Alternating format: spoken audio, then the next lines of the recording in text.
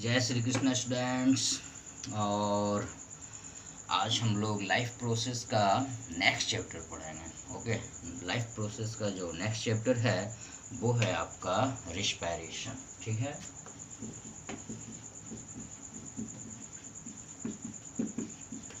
Respiration. Students देखो, ये 10th class का जो साइंस है उसमें आपको दोनों चीज़ पढ़ना है। ठीक है, मतलब प्लांट के बारे में भी जानना है और एनिमल के बारे में भी जानना है। ठीक है, जिस तरह से हम लोग न्यूट्रिशन में देखें, सेम वे रिस्पायरेशन में भी देखना है। प्लांट में भी किस तरह से रिस्पायरेशन होता है और एनिमल में भी किस तरह से रिस्पायरेशन होता है।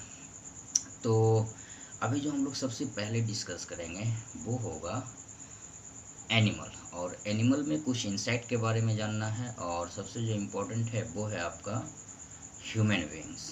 ठीक है, तो रिस्पायरेशन ह्यूमन बीइंग्स में कैसे होता है ये भी जानना है। ठीक, तो सबसे पहले स्टूडेंट्स हम लोग ये जानते हैं कि आप रिस्पायरेशन कहते हो किसको। ठीक है, रिस्पायरेशन आखिर होता क्या है, एट फर्स्ट हम लोग ये जानेंगे। ठीक, जैसे इसके पहले हम लोग एक चैप्टर पढ़े वो था आपका न्यूट्रिशन। ठीक है, न्यूट्रिशन में आप लोग देखें कि ह्यूमन बीइंग्स क्या करता है, फूड इनटेक किया और फाइनली फूड जो है कंप्लीट डाइजेस्ट होता है और कंप्लीट डाइजेशन के बाद बहुत सारा न्यूट्रिएंट्स बाहर आता है। ठीक है, अब देखो वो जो न्यूट्रिएंट्स बाहर आ रहा है तो आखिर वो न्यूट्रिएंट्स हमारे बॉडी को किस तरह से एनर्जी प्रोवाइड कर रहा है, आखिर किस तरह से वो एनर्जी देता है, तो इसके लिए जानना पड़ता है रिस्पायरेशन। ठीक है, तो अब यह जानो कि रिस्पायरेशन होता क्या है। सबसे पहले इस चीज़ को जानेंगे कि रिस्पायरेशन आखिर है क्या।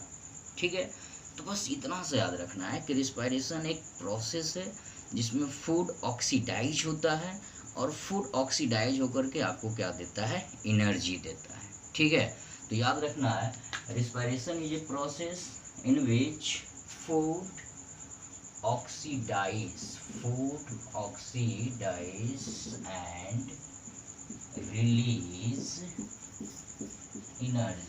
and release energy।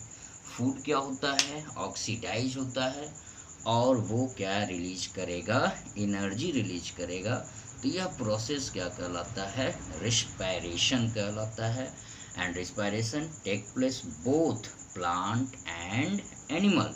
Respiration plant में भी हो रहा है और एनिमल में भी हो रहा है। ठीक है, अब जैसे देखो दो चीज़ का यहाँ पे कंफ्यूजन होता है कि हम लोग सांस लेते हैं और सांस छोड़ते हैं बाहर की, तो ये रिस्पायरेशन नहीं होता है। ठीक है, इसको हम लोग क्या कहते हैं, ब्रीदिंग। ये क्या कहलाएगा, ब्रीदिंग। मतलब सांस को लेना और छोड़ना, एयर लेंगे एयर छोड़ेंगे, तो यह कहलाता है ब्रीदिंग। यह क्या कहलाएगा, ब्रीदिंग। यहाँ पे दोनों अलग चीज है। रिस्पायरेशन सांस तुम लिए और वो ऑक्सीजन अंदर गया, ऑक्सीजन जाकर के क्या क्या किया, उसका फंक्शन क्या हो रहा है, तो वो प्रोसेस कंप्लीट क्या हो रहा है, रिस्पायरेशन हो रहा है। लेकिन सांस लेके सांस छोड़ रहे हैं तो ये रिस्पायरेशन नहीं होगा, ये क्या कहलाएगा, ब्रीदिंग। तो थोड़ा सा इसको भी देख लो, ब्रीदिंग क्या हुआ, ब्रीदिंग। ठीक है, breathing. Inhalation and exhalation of air is called breathing. तो याद रखना है, इनहेलेशन एंड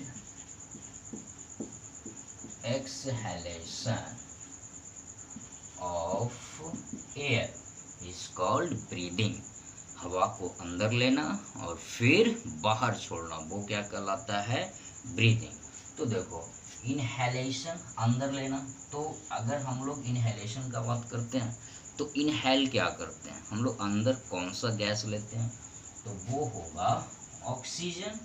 और एक्सहेलेशन शरीर से बाहर, बाहर कौन सा गैस निकाल रहे हो, तो वो होता है कार्बन डाइऑक्साइड, CO2। ठीक है, तो ऑक्सीजन को इनहेल करते हैं और कार्बन डाइऑक्साइड को एक्सहेल करते हैं, मतलब उसको बॉडी से बाहर करते हैं। ठीक है, तो यह प्रोसेस केवल क्या कहलाएगा, ब्रीदिंग कहलाएगा, ये रिस्पायरेशन नहीं होगा। रिस्पायरेशन क्या है, एक ऑक्सीडेशन प्रोसेस है जो फूड को ऑक्सीडाइज करेगा और फूड ऑक्सीडाइज होकर के आपको एनर्जी रिलीज करेगा। ठीक है, तो वो कहलाता है रिस्पायरेशन। ठीक है, तो देखो रिस्पायरेशन को आगे बढ़ाने के लिए इनहेलेशन, ये ब्रीदिंग को समझना जरूरी था, तो ब्रीदिंग समझ गए। ब्रीदिंग और रिस्पायरेशन दोनों अलग अलग चीज़ है। ठीक है, ये बात आ गई समझ में।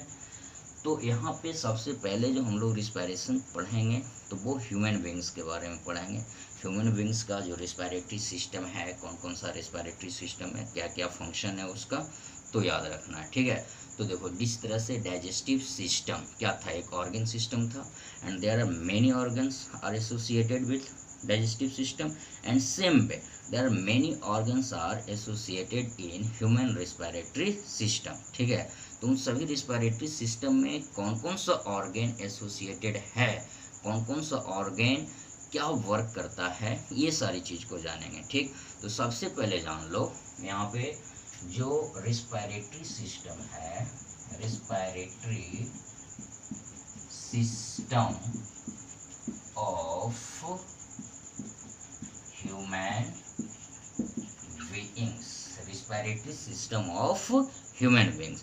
तो respiratory system of human beings में कौन कौन सा ऑर्गन्स आएगा, तो सबसे पहले देखो एक होता है आपका नोज। एक क्या हुआ, नोज।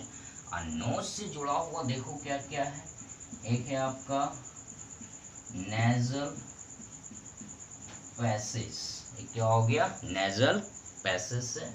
ठीक है, और वहां से थोड़ा सा और नीचे और नीचे तो वहां पे आपको मिल जाएगा लैरिंग्स, और लैरिंग्स से थोड़ा सा नीचे आओ तो वहां आपको मिलेगा ट्रैकिया। ठीक है, और ट्रैकिया के बाद ब्रोंकी, ब्रोंकी के बाद आपको आएगा ब्रोंकस, और ब्रोंकस के बाद एल्वियोली, ब्रोंकस के बाद एल्वियोली। अब देखो इन सभी में जो कॉमन और मिक्स इंपॉर्टेंट चीज आ गया, अगर हम लोग उसको लिखते हैं, ट्रेकिया के बाद लिखते हैं, तो वो आपका जो मेजर ऑर्गन होगा वो क्या होगा स्टूडेंट, लंग्स। ठीक है, लंग्स।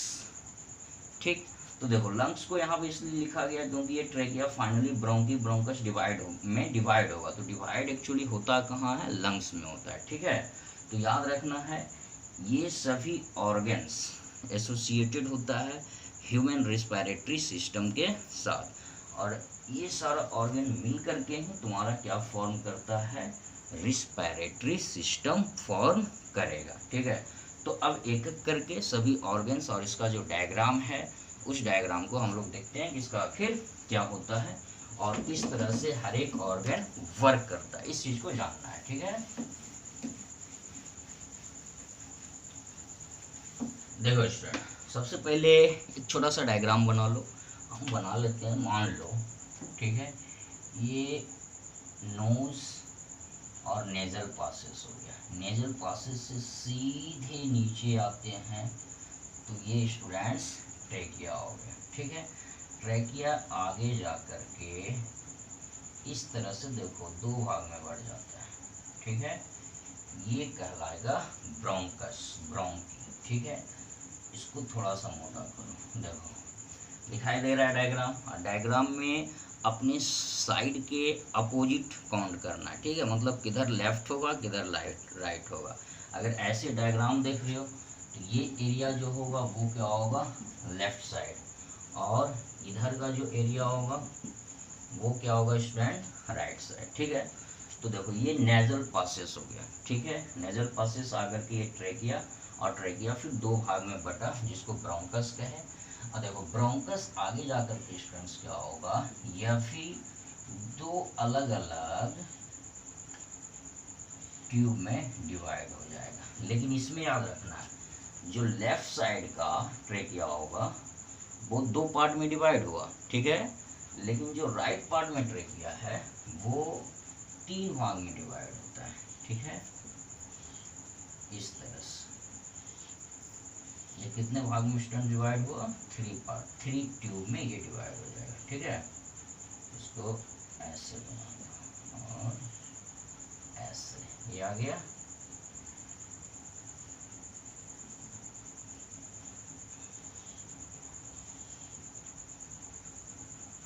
चलो ठीक है, लगभग एक डायग्राम बन गया है। ठीक है, तो याद रखना है ये 3 भाग में डिवाइड होगा और ये 2 भाग में। ठीक, तो इसका नाम लिखते हैं नेजल, ये पासेज हो गया, ये ट्रैकिया, ठीक है, ये जो है तुम्हारा ब्रोंकी, ये क्या हो गया, ब्रोंकी हो गया। ठीक, अब देखो जो लेफ्ट ब्रोंकी है वो 2 भाग में डिवाइड हुआ, उससे 2 छोटा छोटा ट्यूबुलर नली निकला जिसको हम लोग क्या बोलते हैं, ब्रोंकस।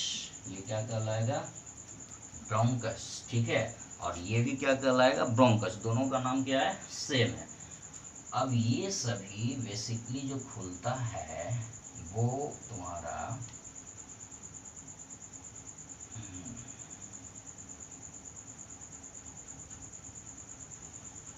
चलो ठीक है, और इसको भी बना दो तो चलो लगभग आ जाएगा। ये मिला दो और ये मिला दो। चलो देखो छोटा एक बड़ा लग रहा होगा, ठीक है, लेकिन ऐसा नहीं है। ठीक है, देखो तो ये आपका लंग्स हो गया, ये राइट लंग्स और ये लेफ्ट हो गया। ठीक, अब देखो आगे क्या होता है कि यह जो तुम देख रहे हो ब्रोंकस, यह और पतले पतले ट्यूब में डिवाइड होता है, एकदम फाइनल बहुत सारे पतले पतले ट्यूब में डिवाइड होगा। देखो ये खुद डिवाइड हो जाएगा, ठीक है, ये भी डिवाइड होगा, सेम वे ये भी डिवाइड होगा। मतलब जितना भी ये आ रहा है ब्रोंकस वो एकदम फाइन ट्यूब में डिवाइड होगा, और इसका जो लास्ट डिवीजन होगा, मान लो ये अगर लास्ट डिवीजन है तो ये फाइनली इस तरह से डिवाइड होता है। ठीक है, और ये सभी रहेगा, और इस तरह से एक बैलून लाइक स्ट्रक्चर बन जाता है, और इसी को हम लोग क्या करते हैं, एल्वोली। ये स्टूडेंट्स स्ट्रक्चर क्या कहलाएगा, एल्वोली। और ये जो देख रहे हो ये क्या हो गया, लंग्स। ठीक है, ये लंग्स हो गया। याद रखना स्टूडेंट्स, इस तरह से क्या होता है, ये डिवाइड होता है। ठीक है, थोड़ा सा इसको यहाँ ले आते हैं तो ये लगभग इस शेप का आ जाएगा। ठीक, चलो अब देखो इसके मैकेनिज्म को समझना है कि आखिर इसका मैकेनिज्म होगा क्या और होता कैसे है।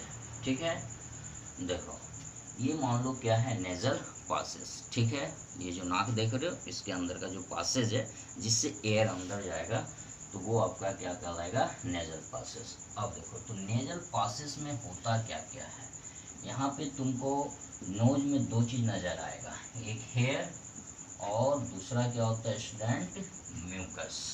नाक देख रहे हो सभी, नोज के अंदर 2 चीज है, वो आपका क्या है, एक नोज हेयर है और दूसरा क्या है, म्यूकस है। तो जैसे देखो होता क्या है, जब तुम एयर को इनहेल किए, ठीक है, जो कि ऑक्सीजन रिच एयर है, उसको जैसे तुम इनहेल किए तो वो आपके नोजल कैविटी में गया, और नोजल कैविटी में क्या है, हेयर, और वो हेयर क्या करेगा, जितने भी डस्ट पार्टिकल है सभी डस्ट पार्टिकल्स को वो अपने अंदर फिल्टर करने का काम करेगा। ठीक है, और म्यूकस क्या करेगा, म्यूकस लसलसा सब्सटेंस होता है जो कि सारे डस्ट को या फिर कोई जर्म पार्टिकल जा रहा है उसको अपने अंदर स्टिक कर लेगा। ठीक है, और एक इम्पॉर्टेंट बात और होता है नोजल कैविटी में कि नोजल कैविटी का में जो ब्लड कैपिलरी होता है, ठीक है, वो काफ़ी बाहर होता है। ठीक है, जिसके वजह से नोज को वो वार्म रखता है, अंदर के भाग को वो वार्म रखेगा, और अगर कोई जर्म जा रहा है तो उसको किल करने का भी काम करेगा और एयर को वार्म करेगा। ठीक है, एयर को वार्म करने की वजह से एयर काफ़ी ज़्यादा फाइन हो जाता है और फ्रेश एयर इंटर करता है। ठीक है, तो नोजल कैविटी से एयर अंदर आएगा, और देखो यहाँ पे एक स्ट्रक्चर होता है जिसके लगा हुआ दूसरा, जिसको ऑसोफेगस कहते हो, तो यहाँ से जाता है, और यहाँ पे लैरिंग्स होता है। क्या होता है स्टूडेंट्स, लैरिंग्स। ठीक है, तो इसको भी याद रखना, ये लैरिंग्स है। अब देखो लैरिंग्स का क्या फंक्शन है, ठीक है, तो लैरिंग्स से एयर ट्रेकिया में आएगा। ठीक, और न्यूट्रिशन में बताया होंगे कि फेरिंग्स होता है, और फेरेंस से फूड कहाँ जाएगा, ठीक उसके बैक में होता है ऑसोफेगस, ऑसोफेगस में जाएगा। जिससे देखो फ्रंट पे ये दो चीज़ है, ठीक है, ये है ट्रेकिया और ये क्या है, फेरेंस। रुक जाओ, ये मान लो ट्रेकिया है और ये ऑसोफेगस है। तो ट्रेकिया बाहर होता है पहले और ऑसोफेगस अंदर होता है, ठीक है। तो अब देखो इससे जुड़ा हुआ क्या है, लैरिंस। लैरिंस को क्या बोलते हैं, वॉइस कोड या वॉइस बॉक्स बोलेंगे, जहाँ से साउंड प्रोड्यूस होता है, ठीक। और ये ऑसोफेगस, ऑसोफेगस के ऊपर ठीक क्या होगा, फेरिंग्स होता है। और इस दोनों को कवर करने के लिए एक फ्लैप स्ट्रक्चर होता है, उस फ्लैप स्ट्रक्चर को क्या बोलोगे, इपिग्लोटिस, ठीक है। इपिग्लोटिस का फंक्शन है कि वो फूड को ट्रेकिया में आने नहीं देगा, ठीक है, उसको कवर करने का काम करेगा। और जो ऑसोफेगस है उसको कवर करेगा, तो वहाँ पे क्या होगा कि एयर जो है ऑसोफेगस में नहीं जाएगा। तो ये बेसिक फंक्शन होता है लैरिंक्स और फेरेंस का, ठीक है। तो ये लैरिंक्स हो गया। अब दूसरा चीज तुमको याद रखना है, ये जो ट्रेकिया देख रहे हो, तो ट्रेकिया में सी सेप्ट, किस सेप्ट का, सी सेप्ट, सी सेप्ट कार्टिलेजिनियस रिंग होता है। मतलब सी सेप्ट का कार्टिलेज का बना हुआ रिंग होगा, इस तरह से होगा वो, ऐसे।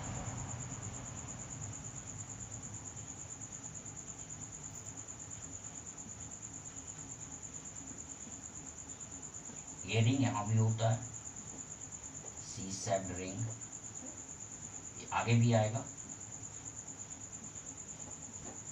देखो यह जो सी सेप्ट रिंग देख रहे हो, ये किसका बना हुआ होगा, कार्टिलेज का। कार्टिलेज क्या है, सॉफ्ट बोन है, या फिर सॉफ्ट बोन ही बोलो, सॉफ्ट बोन होता है, ठीक है।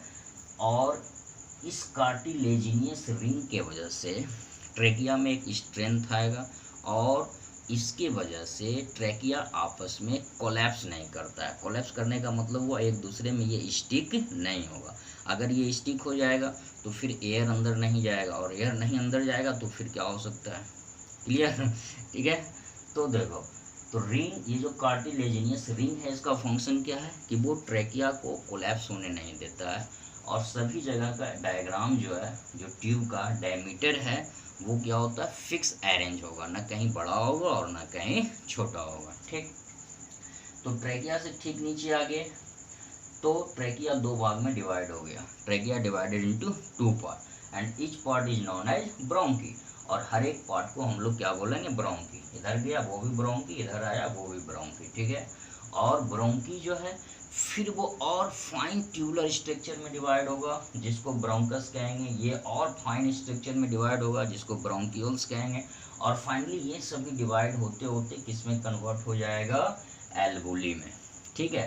ये इस तरह से flappy like structure, balloon like structure के जैसा बन जाएगा, जिसको हम लोग क्या बोलते हैं, एल्वुली बोलते हैं, ठीक है। और ये सारा डिवीजन कहाँ हो रहा है, तो इस लंग्स में हो रहा है, ठीक है। अब देखो इसका आने का मैकेनिज्म क्या है और यह फंक्शन करता क्या है, ठीक है, इस चीज़ को जानना है। तो देखो होता क्या है स्टूडेंट्स, जैसे तुम एयर अंदर लिए नजल कैविटी में, हेयर म्यूकस अपना फंक्शन किया, क्या फंक्शन होगा वो पहले बताया। और वहाँ से एयर कहाँ आया, ट्रेकिया में आया, ठीक है। ट्रेकिया से फिर ये डिवाइड हो गया और एयर कहाँ चला गया, ब्रोंकी में, इधर आया और इधर, मतलब लेफ्ट लंग्स में गया और राइट लंग्स में गया। ब्रोंकी फाइनल डिवाइड हुआ ब्रोंकस और ब्रोंक्यूल्स में, और वो फाइनली डिवाइड क्या हो गया, एल्वुली में। मतलब अब ऑक्सीजन फाइनली कहाँ आ गया, एल्वुली में। और एल्वुली ही वो प्लेस है जहाँ पे गैसियस एक्सचेंज होता है, ठीक है। गैसियस एक्सचेंज टेक प्लेस एल्वुली, कहाँ पे वो होगा, तो एल्वुली में होगा। तो देखो एल्वुली में आखिर गैसियस एक्सचेंज होता किस तरह से है, ये बात आपको जानना है। तो मान लो ये एल्वुली है, ठीक है, सपोज दैट ये देख रहे हो, इसका एक पार्ट ले रहे हैं, ये सभी में पूरी तरह से छाया हुआ रहता है। और पूरे एल्वुली में क्या होता है, ब्लड वेजल्स होता है। ब्लड वेजल्स उससे होकर के पास आउट होगा और उसको पूरी तरह से वो कवर करके रखता है, ठीक है। मान लो ये आ गया तुम्हारा, ये ब्रोंक्यूल्स, और ये डिवाइड होकर के किसमें कन्वर्ट हो गया, मान लो एल्वुली में, ठीक है। अब तुमको पता है कि यहाँ पे क्या आएगा, डीऑक्सीजनेटेड ब्लड आएगा, ठीक है। तो देखो डीऑक्सीजनेटेड ब्लड जो आएगा वो लंग्स में आएगा किसके थ्रू, तो पल्मोनरी आर्टरी के द्वारा। अब देखो याद रखना है, यहाँ पर एक बात और बता रहे हैं, ये आगे पढ़ना भी है, सर्कुलेटरी सिस्टम में जाके पढ़ना भी है, लेकिन याद रखना है कि देखो आर्टरी में ऑक्सीजनेटेड ब्लड फ्लो करेगा, ठीक है, और वेन में डीऑक्सीजनेटेड ब्लड फ्लो करता है, ठीक है। लेकिन यहाँ पे तुमको क्या होता है कि डीऑक्सीजनेटेड ब्लड किससे आ रहा है, पल्मोनरी आर्टरी। तो देखो यहाँ पे ये एक्सेप्शन में याद रखना है कि पल्मोनरी आर्टरी में डीऑक्सीजनेटेड ब्लड फ्लो करता है और पल्मोनरी वेन में ऑक्सीजनेटेड ब्लड फ्लो करेगा। तो यहाँ पर जो ब्लड आ रहा है एल्वुली में, मतलब लंग्स के अंदर जो ब्लड आ रहा है वो पल्मोनरी आर्टरी के द्वारा आ रहा है, और वो आर्टरी कंटिन्यू डिवाइड होकर के काफ़ी फाइन ट्यूबुलर स्ट्रक्चर में कन्वर्ट हो रहा है, और उस फाइन ट्यूबुलर स्ट्रक्चर को हम क्या बोल रहे हैं, कैपिलरी, ब्लड कैपिलरी, ठीक है। तो देखो ब्लड कैपिलरी क्या होगा, आया और इस ट्रेकिया से होकर के इस एल्वुली से होकर के पास आउट होगा, ये सारा पास होगा, ये सारा ब्लड वेजल पास हो रहा है इससे, ठीक है, इस एल्वुली से यहाँ से होकर के क्या हो रहा है, पास हो रहा है। तो देखो ये जो ब्लड आ रहा है वो तुम्हारे होल बॉडी से आ रहा है, पल्मोनरी आर्टरी से आ रहा है। तो पल्मोनरी आर्टरी से आ रहा है तो इस ब्लड में क्या होगा, कार्बन डाइऑक्साइड होगा, लार्ज अमाउंट में होगा, मतलब ये ब्लड रिच इन CO2, ये जो ब्लड होगा वो कार्बन डाइऑक्साइड मतलब रिच होगा, इसमें कार्बन डाइऑक्साइड ज़्यादा होगा। लेकिन देखो ये जो एल्वुली है तो वो यहाँ से आ रहा है, हम लोग सांस ले रहे हैं, तो सांस जो ले रहे हैं वो क्या ले रहे हैं, ऑक्सीजन ले रहे हैं, तो यहाँ पे क्या आ रहा है, ऑक्सीजन, ठीक है, ये आ गया ऑक्सीजन। अब देखो अगर तुम एल्वुली की बात कर रहे हो तो एल्वुली में ऑक्सीजन का अमाउंट हाई है, यहाँ पे ऑक्सीजन का अमाउंट काफ़ी ज़्यादा है, ठीक है, लेकिन ये जो ब्लड जा रहा है उसमें ऑक्सीजन नहीं है या फिर काफ़ी कम है और कार्बन डाइऑक्साइड ज़्यादा है। तो जैसे एल्वुली में पहुँचेंगे वहाँ पे गैसियस एक्सचेंज होगा, क्या होगा, गैसियस एक्सचेंज, और वो किस प्रोसेस के द्वारा होगा, तो डिफ्यूजन के द्वारा। मतलब डिफ्यूजन में जान रहे हो क्या होता है कि सब्सटेंस, जो गैसियस सब्सटेंस है वो हायर कंसंट्रेशन से लोअर कंसंट्रेशन की ओर मूव करता है, ठीक है। तो यहाँ पर देखो अगर इस पूरे डायग्राम का बात करते हैं तो यहाँ पे ऑक्सीजन आ रहा है, मतलब ऑक्सीजन हाई है और कार्बन डाइऑक्साइड कम है, ठीक है। तो जैसे कार्बन डाइऑक्साइड कम है तो कार्बन डाइऑक्साइड इसमें डिफ्यूज हो जाएगा और ऑक्सीजन कहाँ आ जाएगा, ब्लड वेजल्स में आ जाएगा, ठीक है। तो कार्बन डाइऑक्साइड यहाँ से क्या हो गया, आउट, CO2 क्या हो गया, बाहर हो गया, और ऑक्सीजन कहाँ आ गया, इस ब्लड वेजल्स में आ गया, और फाइनली ऑक्सीजनेटेड ब्लड कहाँ चला गया, बॉडी में चला गया। फिर ये सारा प्रोसेस होगा, अपना फंक्शन होगा, ठीक है। फंक्शन होने का मतलब वो ऑक्सीजन गया और अब आगे फंक्शन करेगा, आगे क्या फंक्शन करेगा वो जस्ट इसके बिलो देखना है, ठीक है। तो वो फाइनली पूरे बॉडी में अपना प्रोसेस करके हर एक सेल में पहुंच करके वो फाइनली फिर कहाँ आ जाएगा स्टूडेंट्स, फिर यहाँ से होकर के एल्वुली साइट में जाएगा, ठीक है।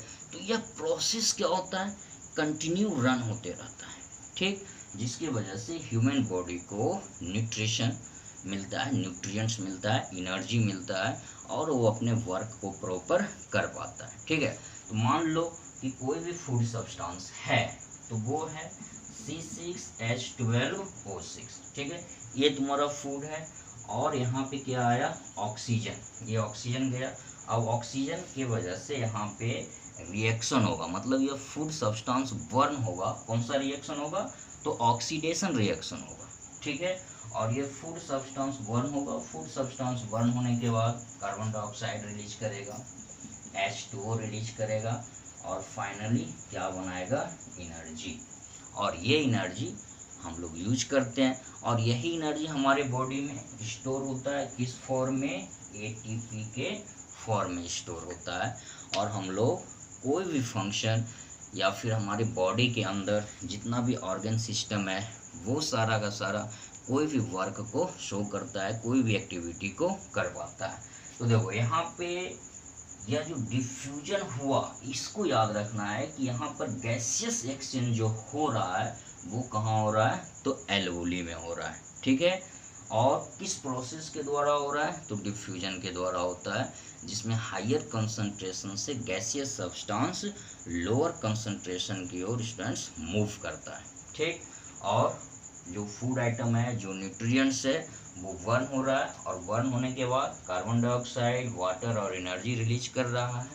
ठीक है, तो ये एक बेसिक प्रोसेस हुआ रिस्पायरेशन सिस्टम का, जो कि हमारे बॉडी में होता है। लेकिन यहाँ पर देखो, जो रिस्पायरेशन होता है वो एक स्टेप में नहीं होता है। ठीक है, दो स्टेप है, एरोबिक और एनएरोबिक रेस्पायरेशन। ठीक है, लेकिन और जो अदर ऑर्गेनिज्म है, जैसे कि बहुत सारा बैक्टीरिया वगैरह हो गया, तो वो सभी का सभी एनएरोबिकली अपने आप को रिस्पायर करता है।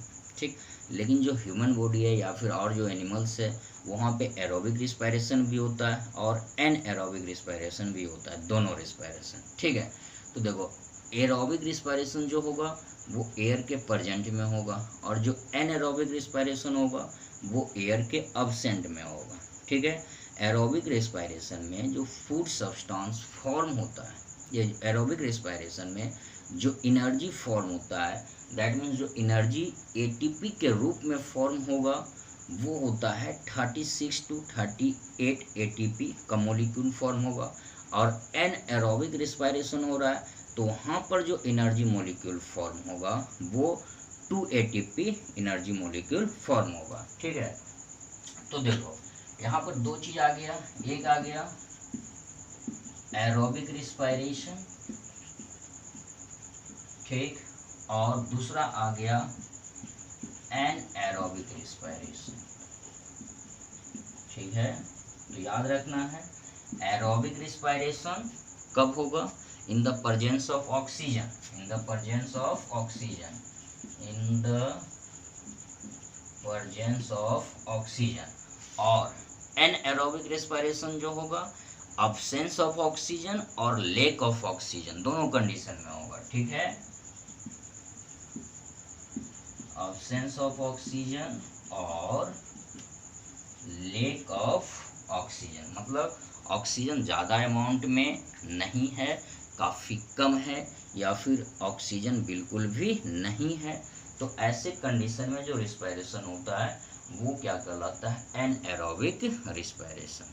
ठीक है, अब हर एक तरह का रिस्पायरेशन चाहे वो एरोबिक हो या फिर एनएरोबिक रिस्पायरेशन हो, ठीक, तो सभी में एनर्जी फॉर्म होगा, लेकिन एरोबिक रिस्पायरेशन में फूड सब्सटेंस कंप्लीट बर्न हो रहा है, कंप्लीट ऑक्सीडाइज हो रहा है, जिसके वजह से लार्ज अमाउंट में एनर्जी प्रोड्यूस होता है, जो कि 36 to 38 एटीपी के रूप में फॉर्म होता है। और एनारोबिक रिस्पायरेशन में फूड कंप्लीट बर्न नहीं हो रहा है। ठीक है, तो यहाँ पे लार्ज अमाउंट में एनर्जी का फॉर्मेशन नहीं होता है, वो कम अमाउंट में फॉर्म होता है। ठीक है, तो इस तरह से वो एनारोबिक रिस्पायरेशन होता है। तो इसके लिए हम लोग एक अलग वीडियो में देखेंगे आगे का क्लास। यहाँ पे जो एक इम्पॉर्टेंट बात छुपा हुआ है उसको भी जान लेते हैं। जैसे कि तुम देख रहे हो, ये तो बात आ ही गई समझ में, और अब यहाँ पे कुछ क्वेश्चन से राइज होता है। ठीक है, जैसे देखो क्वेश्चन क्या आ सकता है, क्वेश्चन आ सकता है कि तुम ये कार्टिलेज देखे हो, तो कार्टिलेज में ये जो ट्रेकिया है, तो ट्रेकिया में ये कार्टिलेज का रिंग बना हुआ है। ठीक है, तो क्वेश्चन आपसे आ सकता है कि ट्रेकिया में कार्टिलेज का रिंग होने से बेनिफिट्स क्या होता है, क्यों होता है। तो सिंपल सा बात है कि कार्टिलेज के रिंग होने से क्या होगा, वो एक दूसरे में कोलैप्स नहीं होता है, मतलब वो जो ट्रेकिया का ट्यूब है वो आपस में स्टिक नहीं होता है, चिपकता नहीं है। तो ये बेनिफिट्स है किसके होने से, कार्टिलेज के होने से। ठीक है, दूसरा देखो क्वेश्चन आ सकता है, आखिर एयर हमारे अंदर, ऑक्सीजन हमारे अंदर जाता कैसे है और कार्बन डाइऑक्साइड कैसे बाहर आ जाता है। ठीक, तो देखो यहाँ पे थोड़ा सा इस डायग्राम को कॉम्प्लेक्स करते हैं। ठीक, जैसे देख रहे हो ये दोनों लंग्स है, और तुमको पता होना चाहिए कि इस पूरे लंग्स को प्रोटेक्ट करने के लिए इस तरह से हमारे बॉडी में यहाँ पे स्टूडेंट्स क्या होता है, रिब्स होता है। यहाँ पे क्या होगा, रिब्स होगा, ये सबको दिखाई दे रहा है। ठीक है, ये क्या होता है, रिब्स होता है, और दोनों तरफ 12 रिब्स होता है, 12 इधर होगा और 12 इधर होगा। ठीक, और इस पूरे स्ट्रक्चर को यहाँ जो देख रहे हो, इस पूरे स्ट्रक्चर को, इसके ऊपर का जो भाग है वो कहलाता है डायफ्राम। वो क्या कहलाएगा? डायफ्राम। ठीक है, ये कहलाया डायफ्राम। ठीक, अब देखो, जैसे तुम एयर अंदर लेते हो, अंदर लिए तो क्या देख रहे हो कि डायफ्राम जो है नीचे की ओर, डायफ्राम नीचे की ओर पुश हो रहा है। ये डायफ्राम जो है एयर लेने के बाद इसे इनहेल कर रहे हैं, तो इनहेल करने के बाद ये डायफ्राम किधर की ओर पुश हो रहा है? नीचे की ओर पुश हो रहा है।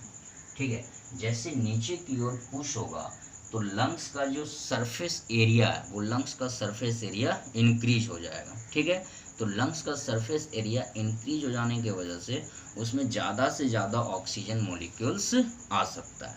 ठीक है, मतलब ज़्यादा से ज़्यादा एयर आएगा। ठीक है, और डिफ्यूजन होगा तो एयर फिर कहाँ चला गया? ब्लड स्ट्रीम में चला गया। ठीक है, अब देखो, तो इस तरह से यहाँ पे प्रेशर फॉर्म होता है। प्रेशर कैसे फॉर्म हुआ? जैसे कि अगर ऐसे ही बात करते हैं तो एक्सटर्नल एनवायरनमेंट का जो प्रेशर है वो लगभग कितना आता है? 760 mmHg। ठीक है, अब देखो, ये बॉडी के अंदर का प्रेशर है, तो जैसे तुम एयर लिए तो ये डायफ्राम नीचे की ओर पुश हुआ तो सरफेस एरिया बढ़ गया, एयर का जो मॉलिक्यूल है वो एक दूसरे से काफ़ी ज़्यादा दूर दूर चला गया। ठीक है, तो प्रेशर वहाँ पे क्या हो जाएगा? लो हो जाएगा। मतलब मान लो इधर 760 है, तो इसका सरफेस एरिया बढ़ जाने के कारण इसका प्रेशर मान लो कितना हो सकता है? 758 मान लो mmHg हो गया। ठीक है, कम हो गया, तो कम होने की वजह से एयर क्या हो जाएगा? डिफ्यूज होकर के ब्लड स्ट्रीम में चला गया। हाँ, जैसे ब्लड स्ट्रीम में जाएगा तो अब ये डायफ्राम क्या होगा? कंट्रैक्ट होगा। डायफ्राम क्या हो गया? कंट्रैक्ट हो गया। लेकिन यहाँ पे सिचुएशन क्या आया कि जैसे ऑक्सीजन गया तुम्हारा ब्लड स्ट्रीम में, तो ब्लड स्ट्रीम से क्या बाहर आया? कार्बन डाइऑक्साइड बाहर आया। अब ये कार्बन डाइऑक्साइड बाहर आया तो अब जो डायफ्राम होगा वो कंट्रैक्ट हो जाएगा। ठीक है, तो जब कंट्रैक्ट होगा तो डायफ्राम ऊपर की ओर मूव करेगा। सिंपल वे में तुम इसको प्रैक्टिकली देख सकते हो। सांस लेते हैं, देखते हो ये बड़ा हो रहा है, पेट बड़ा हो रहा है कि ना? जैसे सांस छोड़ते हैं तो ये छोटा हो रहा है, मतलब कि क्या हो जाता है? कंट्रैक्ट हो गया। कंट्रैक्ट हो गया तो अंदर का सरफेस एरिया छोटा हो गया। अब अंदर का सरफेस एरिया छोटा होगा जिसके वजह से यहाँ पे प्रेशर ज़्यादा हो जाएगा। मतलब कि अगर ये इनहेल हो रहा है, इनहेल होने वक्त इतना प्रेशर है, तो इस एक्सहेल होने वक्त प्रेशर ज़्यादा हो गया। मान लो 760 होता है तो 62 या फिर मान लो 64 हो गया। ठीक है, जिसके वजह से अब ये एयर क्या हो जाएगा? बाहर चला जाएगा। तो इस तरह से बॉडी में गैसेस एक्सचेंज होता है। ठीक है, अब आगे एरोबिक एनारोबिक रिस्पायरेशन हम लोग जानेंगे, फिर प्लांट और कुछ इंसेक्ट में रिस्पायरेशन किस तरह से होता है उसको जानना। ओके स्टूडेंट्स, तो वीडियो को लाइक, शेयर और सब्सक्राइब तो ज़रूर करो स्टूडेंट्स। और अगर कोई डाउट हो या फिर किसी टॉपिक में किसी को भी प्रॉब्लम हो तो नीचे कमेंट बॉक्स में लिखो, मैं कोशिश करूँगा कि उसके ऊपर एक अच्छा सा वीडियो क्लास बनाया जाए। ठीक है स्टूडेंट्स, ओके, बाय बाय।